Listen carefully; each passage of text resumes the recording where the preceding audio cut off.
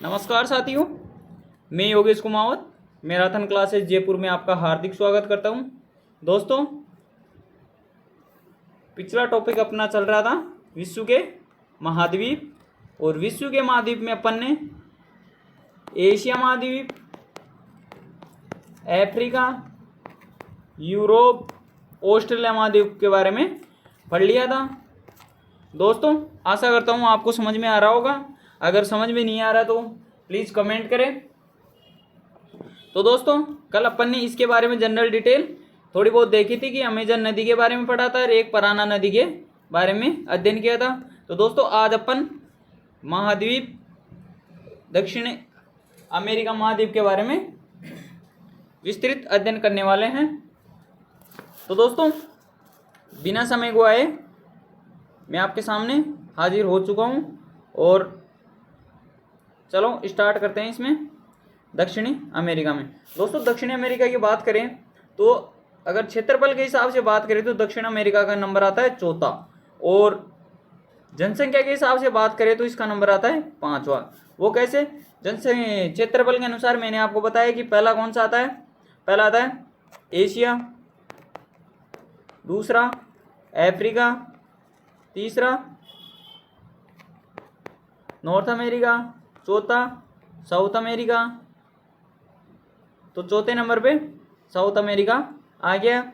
और जनसंख्या के हिसाब से पांचवा बताया तो पहले नंबर पे तो आ जाता है एशिया, दूसरे पे अफ्रीका, तीसरे पे यूरोप, चौथे पे ये नॉर्थ अमेरिका, पांचवे पे साउथ अमेरिका और छठे पे ऑस्ट्रेलिया। ऐसे आ जाता है। दोस्तों, दक्षिण अमेरिका की उपनामों की बात करें तो इसे पक्षियों का महाद्वीप कहा जाता है। यानी कि दक्षिण अमेरिका को पक्षियों का महाद्वीप कहा जाता है। और एक संज्ञा और दी गई इसको, गरीब लोगों का अमीर महाद्वीप। यानी कि यहाँ पर संसाधन तो बहुत अच्छी मात्रा में पाए जाते हैं दक्षिणी अमेरिका में।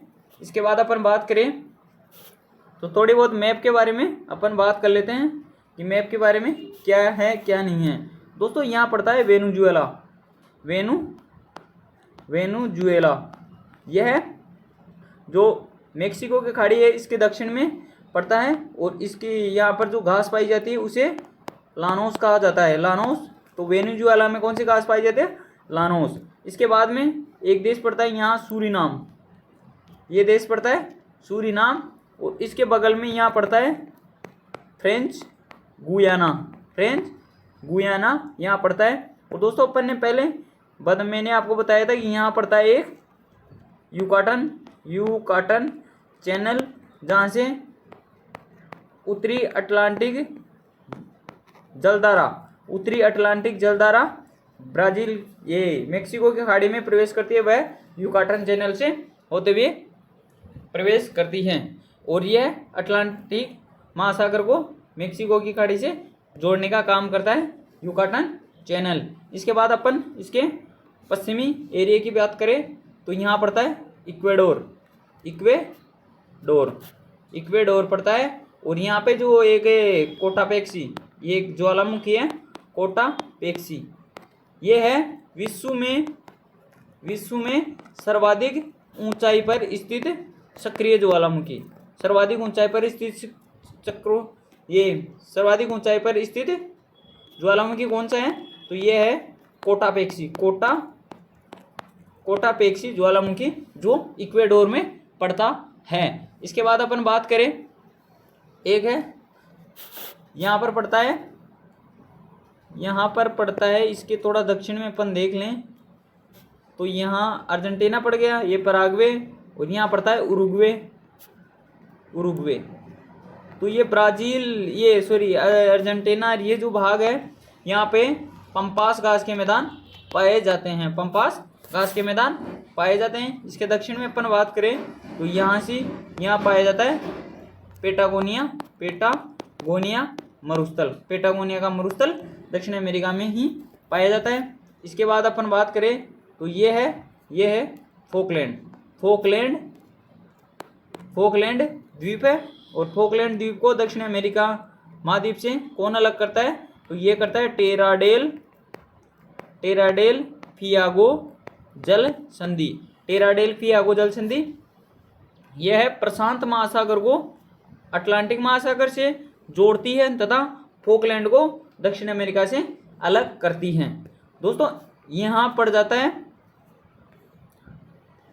अंटार्कटिका, और यहाँ पड़ता है रोस सागर, यानी कि जो दक्षिण अमेरिका को अंटार्कटिका से अलग करता है वह है रोस सागर, और प्रशांत महासागर को ये अटलांटिक महासागर से जोड़ने का काम करता है रोस सागर।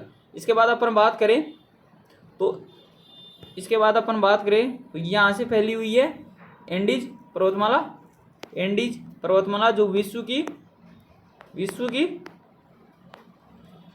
सबसे लंबी पर्वतमाला है एंडीज पर्वतमाला। और यहाँ एक देश पड़ता है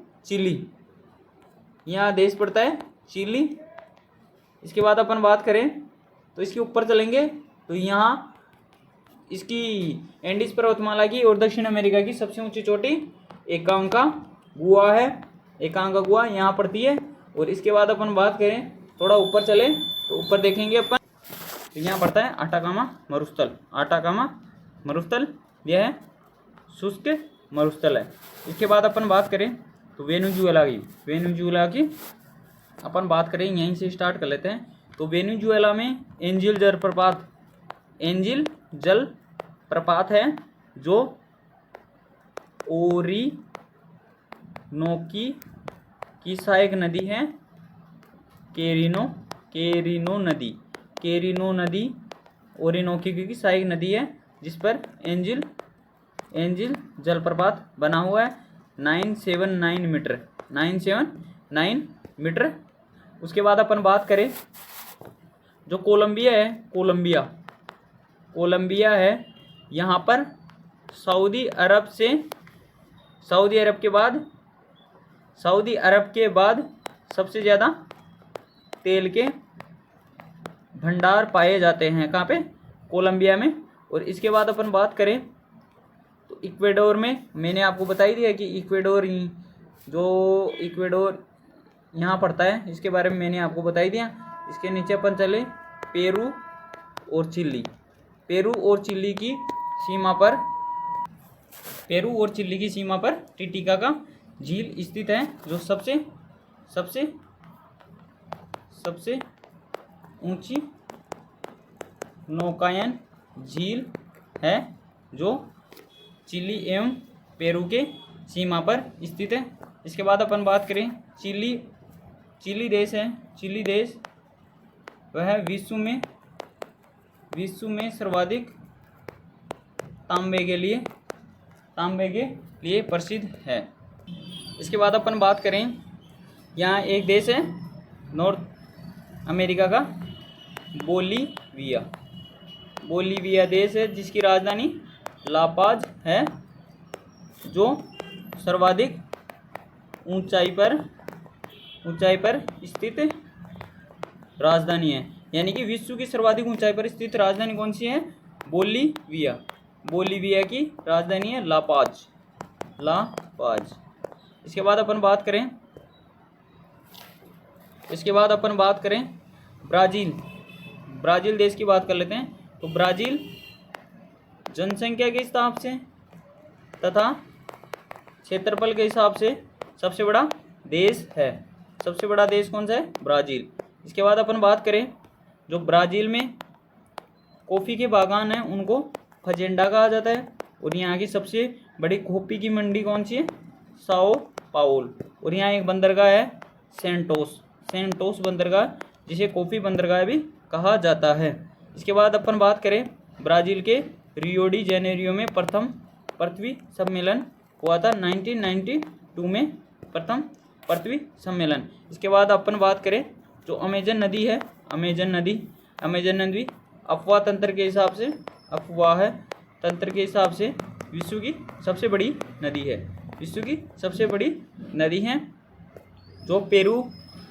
जो पेरू ब्राज़ील में बहती हुई अटलांटिक महासागर में जाके गिरती है। ये इसका अपवाचन तंत्र हो गया। इसके बाद अपन बात करें जो अमेजन नदी बेसिन में जो वन पाए जाते हैं उनको सेलवास वन कहा जाता है और सेलवास वन कहा जाता है। और इन सेलवास वनों को पृथ्वी के फेफड़े कहा जाता है। सेलवास वन को पृथ्वी के फेफड़े कहा जाता है। इसके बाद अपन बात करें सबसे पहले अमेजन नदी बेसिन में ही रबर की खोज हुई थी। रबर की खोज अमेजन नदी बेसिन में ही हुई थी। इसके बाद अपन बात करें अमेजन नदी की, तो दक्षिण अमेरिका की सबसे बड़ी नदी है, साथ ही विश्व की दूसरी सबसे बड़ी नदी है। यह इंडीज पर्वतमाला से शुरू होती है, अटलांटिक महासागर में जाकर गिरती है। विश्व की सबसे चौड़ी नदी है। ड्रिंकिंग एरिया यानी कि इसका अपवाह तंत्र बहुत बड़ा है, विश्व में सबसे बड़ी अपवाह तंत्र वाली नदी है। इसके बाद अपन बात करें पराना नदी, यह दक्षिण अमेरिका की दूसरी सबसे बड़ी नदी है। यह नदी ब्राजीलियन उच्च भूमि से शुरू होती है और ब्राज़ील, पराग्वे और अर्जेंटीना में बहती हुई अटलांटिक महासागर में जाके गिर जाती है। इसके बाद अपन बात करें तो ये थी उत्तरी अमेरिका के बारे में महत्वपूर्ण जानकारी। दोस्तों वीडियो अच्छा लगा हो प्लीज़ लाइक करें, शेयर करें, कमेंट करें और चैनल पर नए हो तो सब्सक्राइब करें।